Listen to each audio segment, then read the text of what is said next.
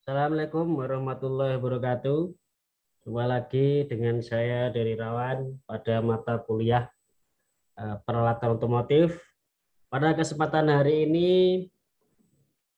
saya akan menjelaskan tentang beberapa alat otomotif yang digunakan untuk tune up pada mesin bensin. Ya. Jadi peralatan-peralatan yang telah kita berikan materinya, baik itu Anda observasi ataupun dengan cara teori. Nah, ini kita akan lebih mengulas tentang bagaimana penggunaan alat-alat tersebut pada tune up mesin bensin.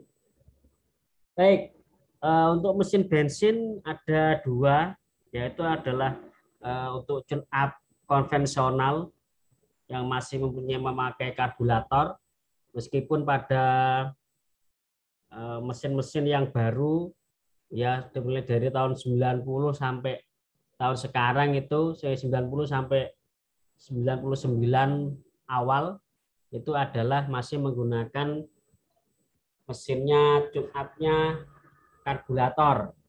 Kemudian pada tahun 2000 sampai sekarang itu sudah menggunakan EV ya atau electric full injection.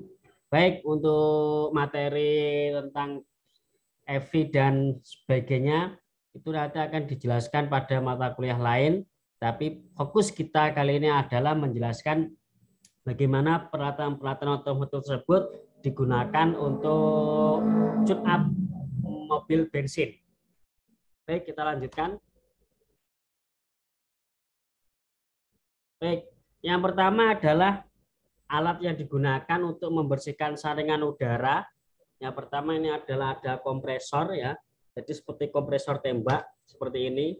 Ini adalah kompresor, bentuknya seperti tembak. Bentuknya ini ada nanti di sini ada udara gitu, udara kemudian nanti disalurkan ke dalam tembaknya ini, kemudian nanti akan keluar angin di sini untuk membersihkan saringan udara. Jadi yang pertama itu adalah apa itu kompresor ya, kompresor udara. Baik, yang kedua ini adalah untuk pemeriksaan oli. Alatnya stick oli ini sebenarnya sudah ada di masing-masing mobil sehingga kita tidak memerlukan alat khusus gitu ya. Tapi kita harus juga bisa membaca tentang alat tersebut ya. Sini ada L ya, ada L dan ada F ya. L di sini itu artinya adalah low. Jadi kalau nanti ada stick oli nanti low berarti itu perlu ditambah gitu ya. Dan F ini adalah full ya. Kalau full berarti dia penuh ya. Untuk itu untuk beberapa penggantian untuk mobil itu rata-rata ya kalau Toyota ya 3 liter lah ya. Kalau persaringannya kalau diganti itu 3,5 liter ya gitu ya. Jadi nanti kalau Anda melihat stick oli kok itu masih pada posisi L berarti itu perlu ditambah. Kalau sudah di F atau full berarti sudah tidak perlu ditambah lagi. Kita lanjutkan. Kemudian untuk memeriksa elektrolit baterai, ya elektrolit baterai itu ada alat yang disebut dengan elektrolit hidrometer ya. Alatnya disebut dengan hidrometer ya. Jadi ini kita lihat ada jumlah elektrolit di antara batas atas dan batas bawah BJ elektrolit 1,27 ya. Jadi hidrometer ini nanti hidrometernya dimasukkan ke dalam aki, kemudian ini dipijat atau dipencet atau saksin bulbnya dipencet, nanti airnya akan masuk ke atas sini ya, ke atas sini, kemudian dilihat ya nanti ini ada semacam mengapung gitu ya, semacam yang mengapung ya. Nanti ini bisa dilihat dia posisi hijau, putih atau merah ya. Kalau dia posisinya hijau berarti dia bagus. Kalau merah berarti jelek gitu ya. Maka alat ini biasanya digunakan untuk memeriksa elektrolit baterai ya. Nanti di pencet di sini nanti akan kelihatan pada posisi bagus, jelek atau bagaimana nanti bisa dilihat ya. Ini namanya adalah hidrometer. Selanjutnya adalah jumlah air pada reservoir. Nanti ini ada alatnya disebut dengan reservoir ya. Reservoir ini ada full dan low. Ada full dan low. Kalau full berarti jumlah airnya maksimal, tapi kalau low ini jumlah airnya minimal ya atau sangat sedikit, jadi harus ditambah. Dan ini harus ditutup rapat ya. Jadi kalau ada full dan low ini juga termasuk peralatan, masuk dalam peralatan, tapi ini untuk yang tune up ya. Dan ini biasanya sudah menempel di kendaraan, Anda tidak perlu cari lagi. Ini sudah ada. Cuma cara bacanya Anda harus bisa bahwa ini juga termasuk alat ukur. Lanjutkan untuk tes radiator hanya untuk melihat airnya saja. Jadi tidak ada alat ukur pasti untuk melihat airnya, tapi ada namanya disebut dengan radiator tester. Itu ada dua, yaitu ini untuk mengukur tutup radiator atau tekanan radiator di sini itu sudah baik atau tidak ya. Pompa sampai tekanan 1,1 kg per cm kuadrat, cek kebocoran pada radiator dan bagian sistem penilaiannya. Ini untuk mengecek kebocoran di radiatornya, disebut dengan radiator tester ya. Ini untuk mengecek kebocoran yang ada di radiator, jadi tinggal dipompa saja, nanti ditekan 1,1 kg per cm kuadrat, nanti akan terlihat apakah di bagian radiatornya ada yang bocor atau tidak. Kemudian ada cup tester radiator, kali ini tutupnya. Apakah tutupnya ini sudah mampu atau masih mampu atau tidak untuk menahan tekanan ya, tekanan dari radiator ya. Itu spesifikasinya 0,75 sampai 1,05 kg per cm kuadrat. Untuk batas bawahnya adalah 0,6 kg per cm kuadrat ya. Nanti dimasukkan dalam sini, ditekan-tekan gini, nanti akan muncul di sini. Kalau dia ternyata tidak mampu berarti dia rusak ya. Oke, selanjutnya adalah ini untuk tegangan Fibel menggunakan tensiometer ya. Ini untuk memberikan tekanan 10 kg, ditekan tensiometernya. Kemudian apakah dengan 10 kendoran, maka defeknya 7 sampai 10 mm. Jadi ditekan begini, apakah masih bisa berputar, ini untuk menyetel kelonggaran dari Fibelnya ini. Oke, kita lanjutkan. Nah, ini adalah untuk tegangan tali kipas atau tegangan tester tali kipas ya.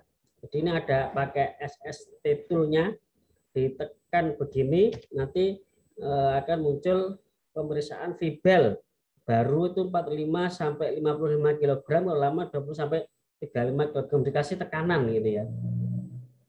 Oke, kita lanjutkan untuk menyetel rocker arm atau menyetel celah katupnya. Nah, ini ada kunci pas untuk memutar timing lead-nya ini. Kemudian ini ada filler gauge namanya ya. Filler gauge ini adalah untuk mengukur celahnya. Ini adalah filler gauge. Kemudian ini ada obeng. Obeng biasanya kuncinya 12, tapi tergantung dari spesifikasi mobil masing-masing ya. Kemudian ada tulisan biasanya di bagian kepala silinder itu ya.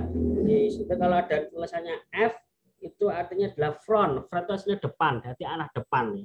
Jangan salah, kalau arah depan berarti ini silinder 1, silinder 2, silinder 3, silinder 4 dan seterusnya gitu ya. Kemudian untuk fillernya ini jangan lupa in-nya itu 20, X-nya 0,3 atau 30 mm ya. Itu adalah untuk apa itu pengukuran ketebalan dari celah menggunakan filler gauge. Oke, selanjutnya adalah ini untuk memeriksa DOHC tanpa rocker arm ya. Jadi ini ada biasanya di nempel di sepeda mobil atau mesin itu biasanya ada tulisan 15 10 50, ini juga ada maksud. Kalau 15 itu artinya adalah 15 derajat sebelum TMA ya. TMA. Kalau 0 itu berarti 0 derajat, berarti dia menutup secara penuh. Oke, terus selanjutnya adalah ini ada peralatan untuk menyetel celah busi, nama adalah wear gauge ya, atau gauge wear. Ini untuk menyetel celah busi, yaitu adalah sesuai dengan spesifikasi, itu antara 0,7 sampai 1 dan ada 1,1 ya. Nah ini bentuknya bulat seperti ini namanya disebut dengan wear gauge atau gauge wear. Oke. Selanjutnya, nah ini adalah busi-busi kondisi-kondisi kalau busi itu sudah diperiksa dan sebagainya. Tapi kita tidak membahas secara detail untuk itu. Lah, kemudian adalah memeriksa kabel tegangan tinggi memakai ohmmeter ya, pakai ohmmeter skalanya 1/1000. Kemudian ada untuk kabel baterainya, untuk kabel tegangan tingginya atau kabel businya adalah 25K, pakai ohmmeter ini ya, pakai ohmmeter. Terus untuk fungsi advancer ini ada namanya ada timing leak. Nanti kalau di seperti center itu ya, seperti center nanti di sinar nanti akan muncul apa itu coakannya ini akan menuju ke berapa? 20, 10 atau 0 ya. Untuk melihat timing leak-nya itu berada di posisi mana. Oke. Ini disebut dengan timing leak namanya ini. Penggunaannya, kemudian ini ada obeng plus dan min untuk mengencangkan baut platina ya. Obeng plus dan min untuk baut platina, juga ada killer gauge juga untuk menyetel platina ini. Berikutnya ada dual tester atau dual angel. Ini namanya dual angel untuk menyetel sudut duel, sudut pembukaan dari platina tersebut ya. Pakai ini, pakai ini. Biasanya 50 sampai 54 derajat itu untuk dual angle-nya. Oke. Terus ini penyetelan saat pengapian pakai timing leak tadi ya. Timing leak kemudian ini dimaju dimundurkan, nanti ini akan mengikuti gerakannya. Baik. Kemudian untuk menyetel AV saat mesin AV itu tidak ada khusus, sebenarnya juga pakai timing leak juga ya. Timing leak juga pakai timing leak juga, tidak ada sama artinya sama dengan pada mobil konvensional ya. Jadi ada timing leak juga.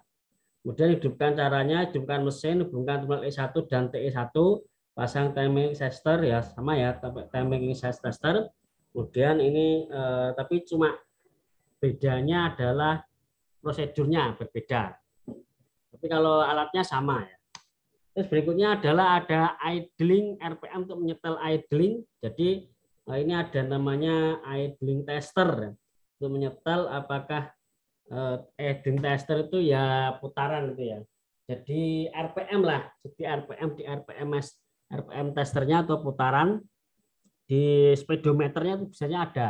Ya, ada untuk menyetel putaran mesin per menit ya pakai RPM. Dan ada yang untuk kecepatan ya. Untuk kecepatan itu sebenarnya speedometer. Oke, kemudian untuk menyetel putaran pada mesin EV ya, ini ada takometer, kemudian ini ada baterai ya, menggunakan takometer. Baik, mungkin itu yang bisa saya sampaikan. Kurang lebihnya mohon maaf. Assalamualaikum warahmatullahi wabarakatuh.